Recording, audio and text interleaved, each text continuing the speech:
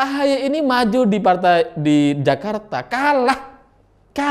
Lalu nggak punya pengalaman, nggak punya prestasi apa-apa, maju calon gubernur kalah. Lah sekarang mau maju sebagai calon presiden, di mana otaknya itu? Di mana?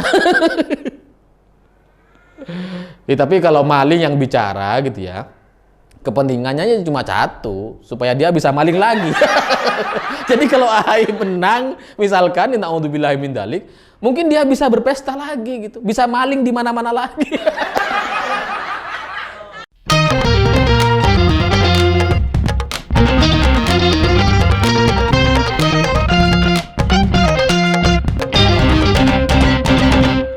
Selamat malam para mantan, selamat malam untuk semua mantan-mantan kalian yang tidak tahu malu, yang semua orang udah tahu kalau dia itu bersalah, tapi dia tetap ngerasa nggak bersalah.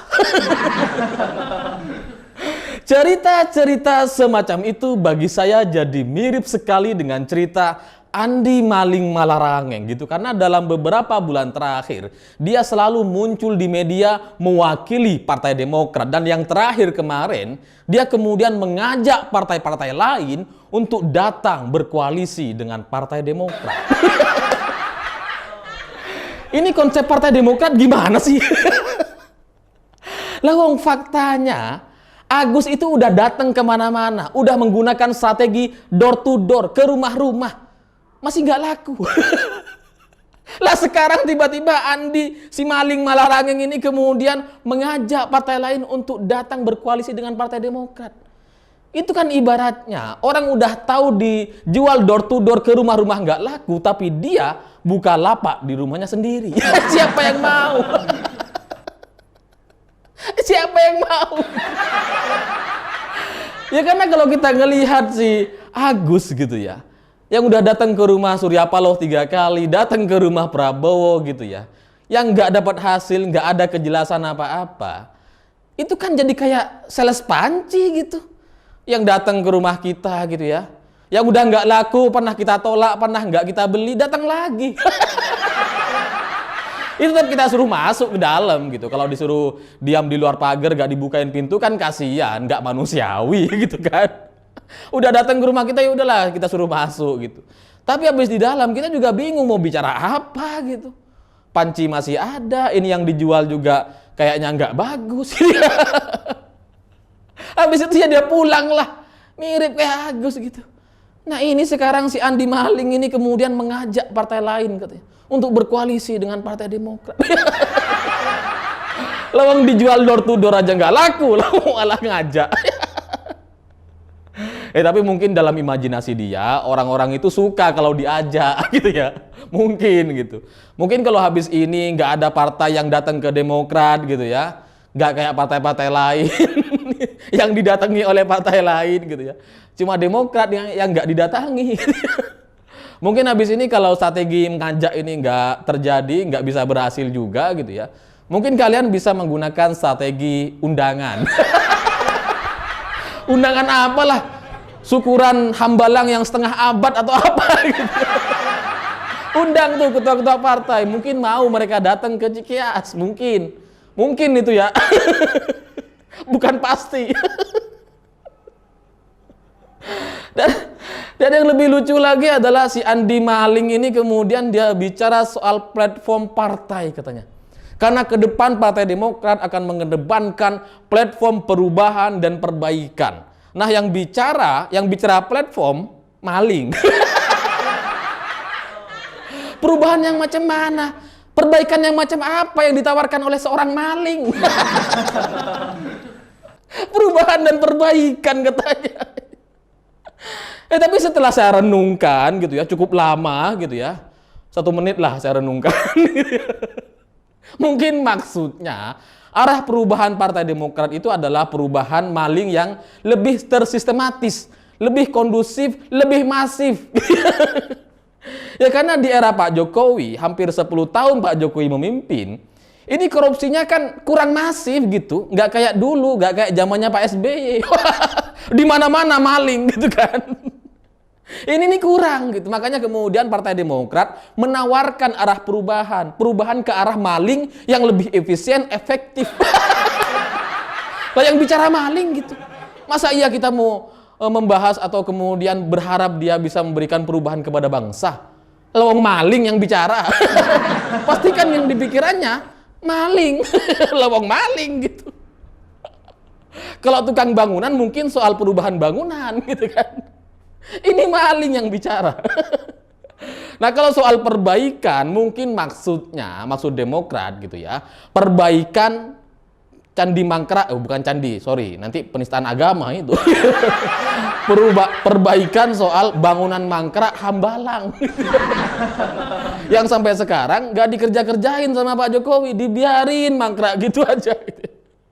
Itu mungkin mau diperbaiki sama mereka. Tapi karena yang bicara adalah maling, ya caranya maling dulu. Ini namanya menyelesaikan masalah dengan masalah yang lebih banyak. Menyelesaikan bangunan dengan maling yang jauh lebih banyak lagi. Ya karena apa lagi gitu. Kalau sudah cara-cara maling yang berpikir, yang bicara, ya pasti yang dia pikirkan bagaimana cara memaling lagi. Dari yang saya nggak habis pikir gitu ya, kenapa media kita itu memberikan ruang bagi dia untuk bicara platform. Loh kita semua juga udah tahu platform Partai Demokrat itu platform katakan tidak padahal iya sekali itu gitu.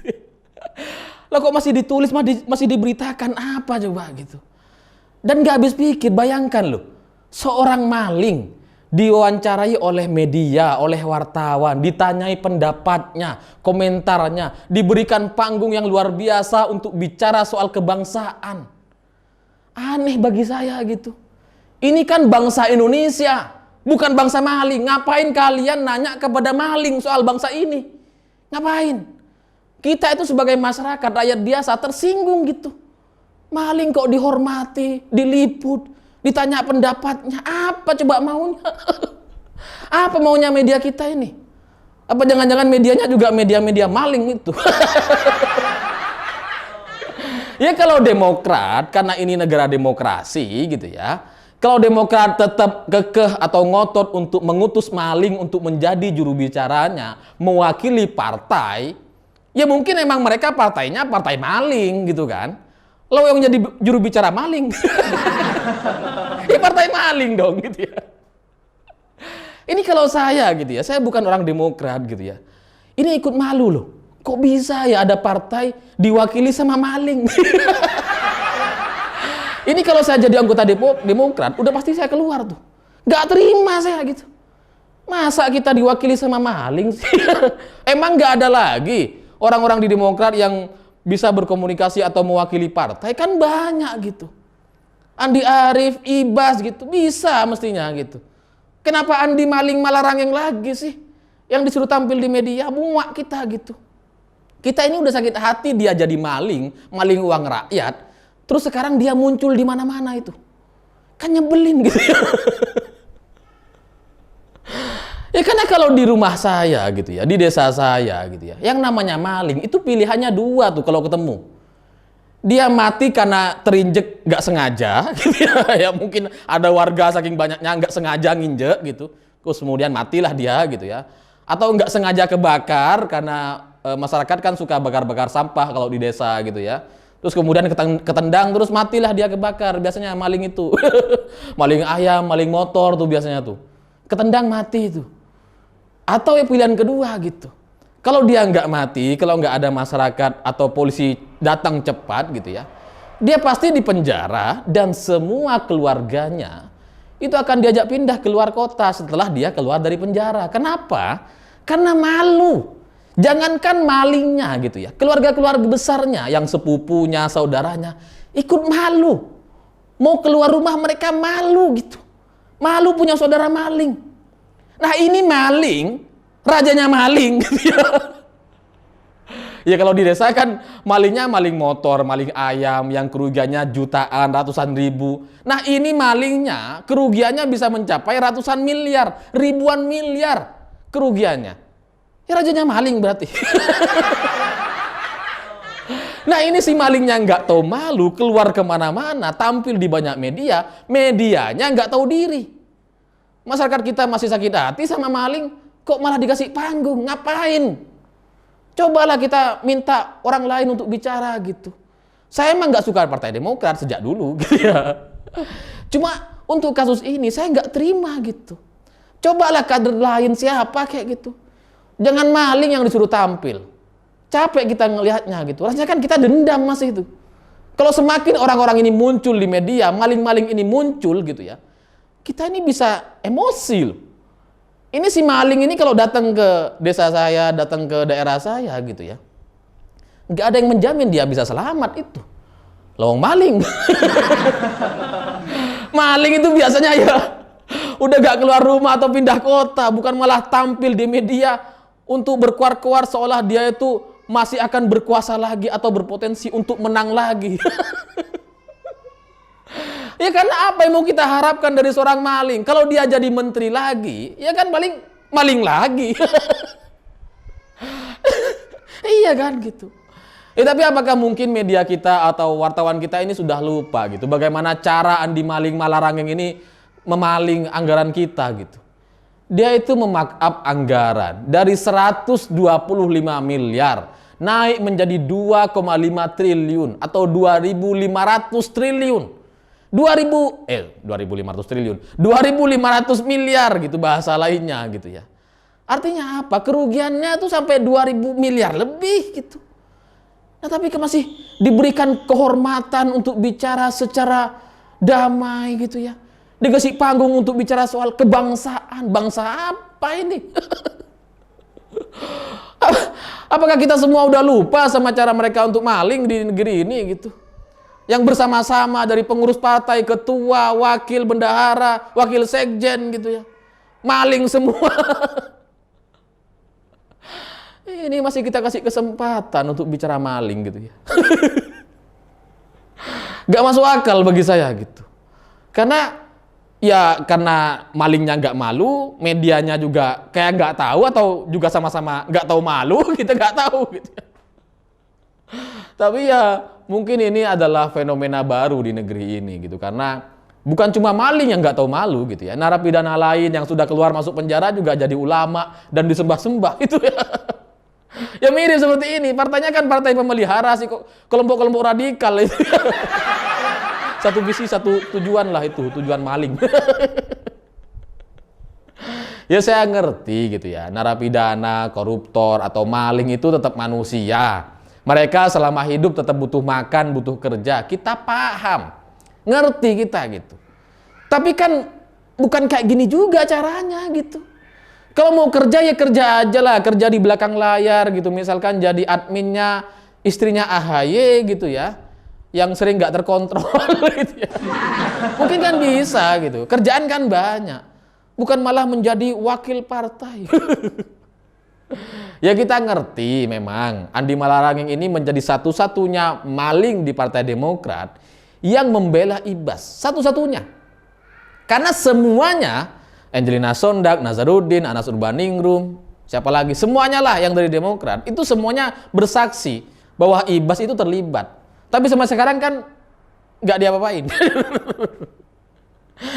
Ya cuma Andi Malarangeng yang bilang enggak, Ibas nggak terlibat. Ya kita paham. Mungkin itu si Andi Malarangeng ini punya jasa bagi Partai Demokrat gitu. Kita ngerti. Kalaupun mau dikasih posisi jabatan strategis sebagai sekjen, majelis tertinggi partai gitu ya, silahkan juga, gak apa-apa. Ini negara demokrasi gitu. Tapi kalau menampilkan dia terus di depan media kita gitu ya, di depan mata kita, ini kita masih belum lupa. Emosi kita tuh masih ibarat luka tuh masih belum kering gitu. Dia muncul lagi. Mau maling lagi orang ini. Rasanya kan pengen kita tumbuk gitu ya. Maling kok tampil di media. Apalagi kalau soal si Andi Malarangeng ini mengungkit soal Taufik Kemas, katanya almarhum Taufik Kemas itu dulu menjadi ketua MPR itu berkat dukungan Partai Demokrat katanya. Kita didukung oleh Partai Demokrat. Lalu kemudian Ganjar juga maju di Jawa Tengah itu juga didukung oleh Partai Demokrat katanya. Ini kan dua hal yang berbeda gitu. Kalau almarhum Taufik Kemas itu kan dulu Dulu. Bukan Demokrat yang kita ketahui sekarang yang memelihara kelompok-kelompok itu gitu ya. Yang di mana-mana maling kader-kadernya. Bukan, makanya kita masih waktu itu masih mau berkoalisi dengan Partai Demokrat. Tapi sekarang kita semua udah tahu gitu. Makanya PDI Perjuangan nggak mau berkoalisi dengan Partai Demokrat. Nah kalau di daerah soal Ganjar gitu ya, itu tuh keputusan partai daerah, bukan pusat. Jadi dua hal yang berbeda. Ya orang sekolah SMP, ini SMA, beda level. Kalau di daerah, PDIP itu bisa berkoalisi dengan siapa aja, tergantung pengurus daerahnya gitu. Di Sumeneb misalkan, ya bisa berkoalisi Demokrat dengan, bukan Demokrat, PDI Perjuangan dengan PKS gitu. Kadernya PDIP yang maju. Bisa aja gitu. Tapi di tingkat nasional, ini soal ideologi, ini soal rekam jejak, nggak bisa kita pungkiri gitu. Makanya kemudian ketika PDIP tegas menolak Demokrat dan PKS, kita ikut mendukung itu. Apalagi sekarang yang dikeluarkan sama Partai Demokrat untuk melawan PDIP adalah maling. Ya kan tambah jelas gitu. Bahwa keputusan PDIP untuk gak berkoalisi dengan Partai Demokrat udah bener. Nanti kalau berkoalisi kan berkoalisi sama maling. Ngapain kita koalisi sama maling gitu ya? Apalagi malingnya memaksa ingin agar AHY maju sebagai calon presiden. Ini tambah gak jelas lagi nih si maling ini. AHY ini maju di Jakarta kalah. Lalu nggak punya pengalaman, nggak punya prestasi apa-apa, maju calon gubernur kalah. Nah sekarang mau maju sebagai calon presiden, di mana otaknya itu? Di mana? Ya, tapi kalau maling yang bicara gitu ya, kepentingannya cuma satu, supaya dia bisa maling lagi. Jadi kalau AHY menang, misalkan, na'udzubillahi min dzalik, mungkin dia bisa berpesta lagi gitu, bisa maling di mana-mana lagi. Dan kalau soal klaim Partai Demokrat yang katanya hari ini sudah mendapatkan survei nomor 3 terbesar di Indonesia di bawah PDI Perjuangan dan Gerindra, saya terus terang saya bingung juga gitu. Gimana masyarakat kita ini gitu? Apa mereka lupa dengan koruptor dari Partai Demokrat? Atau jangan bilang koruptor lah, kita bilang aja maling gitu ya. Malingnya kan kebanyakan, terlalu banyak gitu. Apa kita sudah lupa? Apa kita ini terlalu pemaaf kepada Partai Demokrat sehingga masih ada orang yang memilih Partai Demokrat? Apa kita mau menyerahkan bangsa ini kepada maling-maling lagi? Kan udah terbukti gitu. 10 tahun nggak ada apa-apa, nggak ngerjain apa-apa gitu ya. Jalan nggak dibangun, listrik nggak dibangun. Apa coba yang dibangun? Album lagu. Nah ini tiba-tiba kita mau milih Partai Demokrat lagi, apa coba gitu? Tolong kerjasamanya. Kita hapuskan Partai Demokrat tahun 2024 dan sampai setelahnya. Jangan kasih kesempatan lagi. Karena kalau mereka masuk ke pemerintahan lagi, udah bisa ditebak itu. Maling-maling lagi. Lawang jubirnya sekarang maling. Bukan jubir. Sekjen majelis tertinggi partai. Maling. Nanti kan negara ini jadi negara maling. Semuanya jadi maling. Ya kalau berhadapan-hadapan sama maling kan rasanya kita pengen maling juga. Biasanya kayak gitu. Karena maling juga virus kan, bisa menyebar. Makanya kita hindari, kita cut, jangan kita kasih kesempatan untuk koalisi. Saya pikir itu. Terima kasih sudah menonton. Jangan lupa subscribe, like, dan komen. Begitulah kura-kura.